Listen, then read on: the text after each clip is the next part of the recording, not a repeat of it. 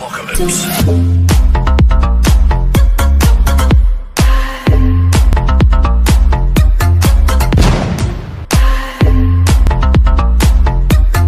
Pria itu ingin menemukan seorang gadis perawan dinikahi.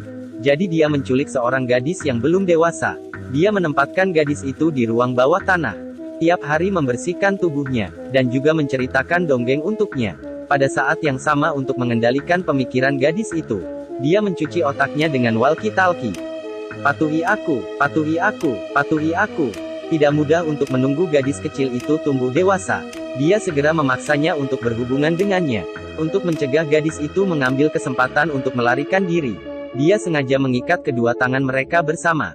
Kemudian memeluk gadis itu dan tidur dengan puas.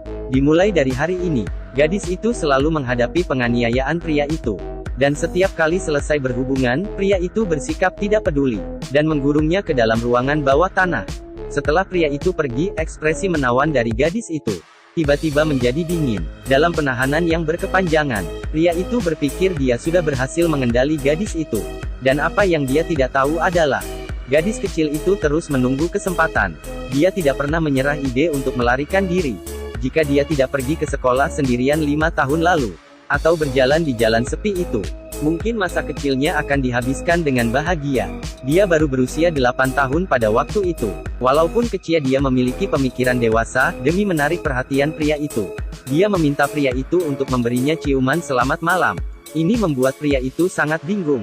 Dia juga meletakkan makanan di pergelangan tangannya menyamar sebagai luka, agar pria itu membawanya pergi ke rumah sakit. Dan trik kecil ini tidak bisa menipu pria itu sama sekali. Demi membuat gadis itu menyerah, dia memperlihatkan pintu besi yang mengurungnya. Pintu besi itu terbuat dari baja dan sangat kuat. Meskipun dia berteriak, tidak ada yang akan mendengarkan. Gadis itu melihat tidak ada harapan untuk melarikan diri. Jadi dia mencoba untuk melawan. Tapi bagaimana bisa tubuh kecilnya melawan pria yang kuat? Untuk menghukum gadis itu, pria itu menghentikan jatah makannya. Gadis itu hanya bisa hidup dalam gelap dengan kelaparan. Kumohon, aku lapar. Aku ingin makan apa saja. Akhirnya dia melihat kenyataannya. Dari awal yang memberontak perlahan-lahan menjadi patuh. Waktu berlalu hari demi hari. Gadis itu akhirnya tumbuh dewasa. Perubahan tubuh sendiri. Sehingga dia mengalami datang bulan pertama kali. Ini adalah pertama kalinya gadis itu datang bulan. Dia gelisah dan tidak bisa duduk dengan diam. Pada datang bulan pertama tidak ada ibu yang menemaninya. Pria itu masih menatapnya dalam kemarahan. Dia telah dipenjara selama 5 tahun. Dia sudah tidak tahan lagi dan meminta untuk mandi. Pria itu juga pertama kali mengalami hal ini. Dia terpaksa membawa gadis itu keluar dari pintu yang sempit. Setelah 5 tahun, gadis itu akhirnya keluar dari penjara bawah tanah. Dia mandi dan pria itu mengawasi di sampingnya. Tanpa ada rasa malu, ibu pria itu menemukan rambut emas di tubuhnya. Dia mengira dia sudah ada pacar.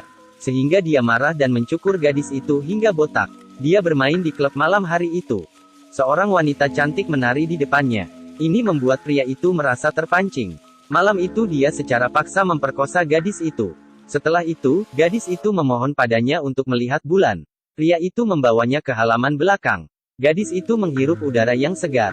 Dia tidak ingin kembali ke sel sempit itu lagi. Namun dirinya yang keras kepala, dipukuli oleh pria itu lagi. Dia terus bekerja agar kelihatan sangat patuh.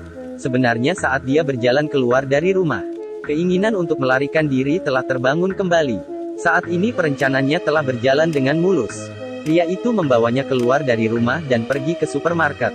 Saat melihat orang-orang di jalan, dia memikirkan cinta kasih ibunya. Keinginan untuk melarikan diri semakin kuat.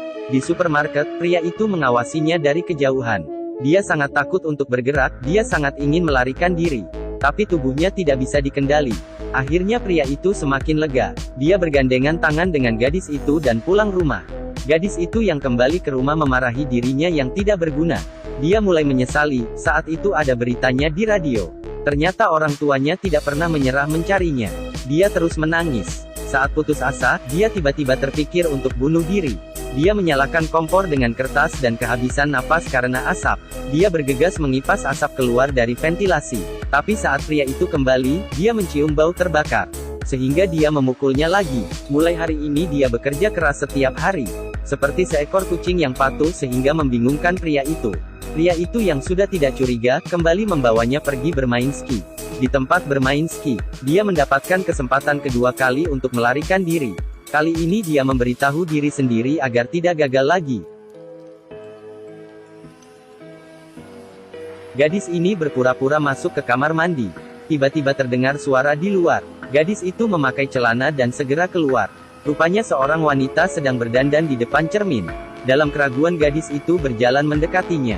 "Selamatkan aku Natasha yang diculik." Ternyata gadis ini sudah diculik selama 8 tahun. Di dalam waktu 8 tahun, dia mulai dari tinggal di ruang bawah tanah yang gelap. Kemudian pria yang sudah tidak mencurigainya membawanya pergi ke tempat bermain ski. Gadis itu mengira dia akan diselamatkan kali ini. Tapi wanita itu adalah orang asing. Tidak mengerti apa yang dia katakan. Saat wanita itu keluar dari pintu kamar mandi, pria itu merasakan ada yang salah dari ekspresi wanita itu. Dia membawa gadis itu pulang rumah. Mobil tiba-tiba mogok. Gadis itu dipukuli lagi. Gadis itu menulis kejadian pemukulan pada kertas. Hingga saat ini sudah hampir mengisi seluruh kotak. Hari ini adalah hari Natal, pria yang selalu memukulinya membelikannya gaun baru. Bahkan menari di dalam kamar bersamanya. Dan gadis itu sudah terbiasa mendiamkan diri. Dia terus membohongi pria itu. Saat mereka sedang membersihkan halaman belakang, tidak sengaja dilihat oleh tetangga mereka. Dia mengira itu adalah pasangan baru pria itu. Gadis yang kembali ke ruang bawah tanah merasa sangat menyesal. Tadi harusnya memberitahu wanita tua mungkin dirinya bisa diselamatkan. Karena pria itu menculik gadis itu. Selama bertahun-tahun dia tidak pergi bekerja. Uangnya sudah hampir habis. Dia memutuskan untuk menjual mobilnya. Gadis itu sedang membersihkan mobil itu. Tiba-tiba dia melihat pria itu lupa mengunci pintu depan. Saat itu pria itu datang untuk menggodanya. Tiba-tiba orang yang ingin membeli mobil menelponnya. Suara napasnya mengganggu pria itu yang sedang bertelepon. Pria itu baru saja masuk ke dalam rumah. Gadis itu mengambil kesempatan ini. Akhirnya dia mulai melarikan diri. Dia berhasil keluar dari tempat yang mengurungnya selama 8 tahun. Dia berlari sekuat tenaga. Saat pria itu keluar, gadis itu sudah melarikan diri. Gadis itu datang ke rumah seorang wanita. Dia memberitahu wanita itu bahwa dirinya diculik. Hari ini sudah hari ke-3096. Akhirnya polisi datang. "Nama saya adalah Natasha. Saya diculik 8 tahun lalu." Ibu gadis itu menerima telepon dari polisi. Dia dan suaminya pergi ke kantor polisi. Akhirnya mereka bertemu kembali. Film ini adalah kejadian nyata. Gadis Austria Natasha, selama 8 tahun setelah diculik, akhirnya berhasil melarikan diri. Pelaku yang mengetahui kejahatannya diketahui orang. Akhirnya juga seperti pria di film ini. Dia memilih untuk bunuh diri di atas rel kereta. Kemudian Natasha menulis sebuah buku 3096 hari, yang menceritakan semua kejadian ini.